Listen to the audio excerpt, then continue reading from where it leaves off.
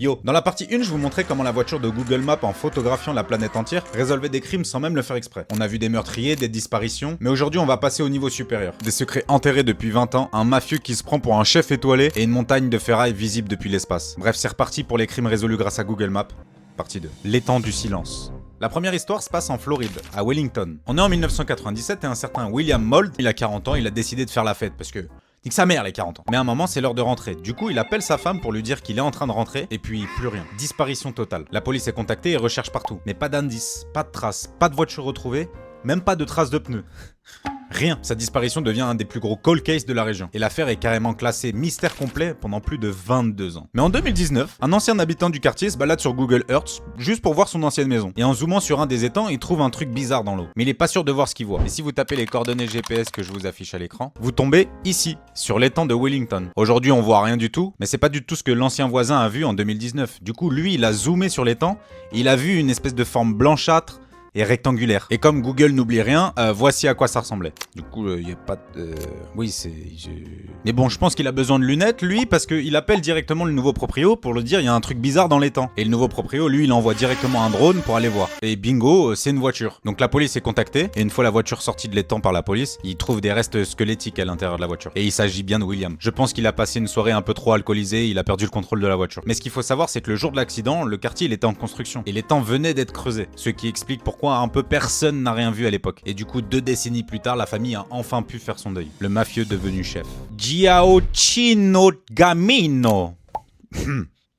Pizza. C'était un nom qui faisait trembler la Sicile dans les années 90. Gio, ouais, on va l'appeler Gio, c'est beaucoup plus simple. Gio, c'était un cadre de la Stida. C'était une organisation mafieuse ultra violente, impliquée dans des fusillades en pleine rue, trafic de drogue international, enfin la mafia quoi. Il se fait arrêter pour la première fois à Barcelone. Il est extradé en Italie et condamné à la perpétuité. Mais en 2002, attendez...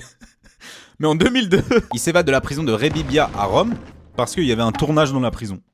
Et pendant 20 ans, plus de nouvelles de Gio. Même la famille n'avait plus de nouvelles. Mais un jour, des enquêteurs italiens de la DIA décident de faire une patrouille virtuelle en Espagne, random comme ça, on sait pas pourquoi. Et si vous vous rendez sur les coordonnées GPS que je vous affiche à l'écran, vous tombez ici sur ce magasin à Galapagar, qui est fermé.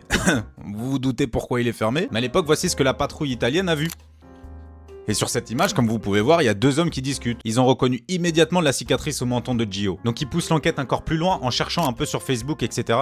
Et ils trouvent des photos de lui en tablier de cuisine. Et là, c'est le choc. En fait, Gio, il était sous un faux nom en Espagne et il était devenu chef. Voilà, il se régalait le gars. Mais comme vous vous doutez, il se fait arrêter en décembre 2021. Et ce jour-là, il bégaye complètement. « Mais comment vous m'avez retrouvé ?» Non, ça c'est raciste aussi. Et il dit la phrase exacte, je n'ai même pas téléphoné à ma famille depuis 10 ans. Du coup, il se fait arrêter et en 2022, il se fait extrader en Italie où il finira sa vie en prison, en se faisant trahir par une voiture. Voilà, donc les voitures à snitch maintenant. Génial. L'Everest de fer.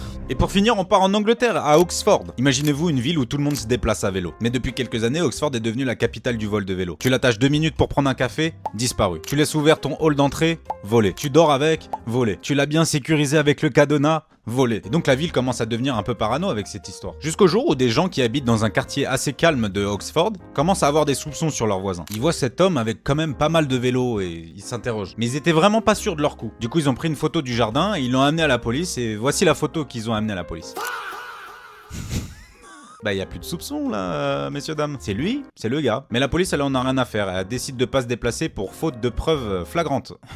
Yes. C'est vrai que c'est pas flagrant. Du coup, ils sont énervés en sortant du commissariat de police et ils décident de tweeter directement parce que c'est Donald J. Trump et Elon Musk Prime, les gars, j'avais oublié. En mettant la photo que je vous ai montrée et en montrant que la police ne faisait rien. La photo, elle est tout de suite devenue virale. Humiliation mondiale pour la police. Et c'est devenu tellement viral qu'il y a des petits malins qui cherchaient du coup la maison sur Google Maps. Et si vous aviez tapé les coordonnées GPS qui s'affichent à l'écran, voici ce que vous auriez vu. Yes, c'est juste fou. Mais c'est juste fou là. Et en mars 2022, il décide enfin de se bouger le huc, du coup en forçant la porte de chez ce monsieur qui avait 54 ans, qu'on va appeler Georges. Merde. Ils ont découvert clairement un labyrinthe de vélos. Il y en avait partout, dans le jardin, dans la maison, dans les chambres, dans les toilettes. Il y avait des pièces détachées partout. Il a fallu des jours entiers et des dizaines de camions pour tout décharger. Du coup, le monsieur de 54 ans a été arrêté pour recel. Et pour se défendre, il a dit qu'il avait rien volé, lui, que c'était juste des vélos qu'il stockait pour envoyer en Afrique. Il avait reçu plein de commandes. Bah, il y avait pas de papier, de preuve, de tout ça. Du coup, bah, t'as juste volé, mon gars. Assume jusqu'au bout. Enfin bref, tout ça parce qu'il a pas mis de toit sur son jardin. Comme quoi, Google Maps, il voit tout, et même ce qu'on essaye de cacher. Et ce que j'essaye de pas cacher, c'est ma joie quand j'ai vu qu'on a dépassé les 20 000 abonnés, les gars. Donc merci à vous, et n'hésitez pas de vous abonner, on est sur la route des 50 000. Et dites-moi en commentaire si vous voulez une partie 3. Ciao.